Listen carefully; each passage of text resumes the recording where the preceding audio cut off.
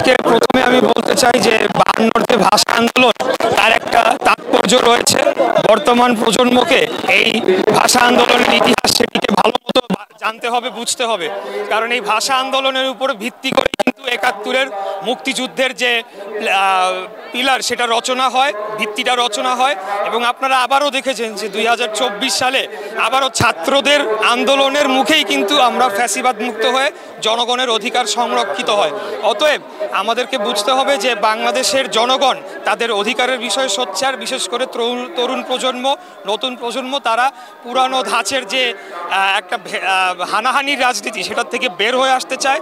আমরা এটা আর চাই না। আমরা চাই সকলে আমরা যারা রয়েছি আমরা ফ্যাসিবাদ মুক্ত বাংলাদেশে, ফ্যাসিবাদ বিরোধী সকল জনগোষ্ঠী আমরা আগামী দিনে সহ অবস্থান করার মাধ্যমে আমরা বাংলাদেশকে এগিয়ে নিয়ে যাব।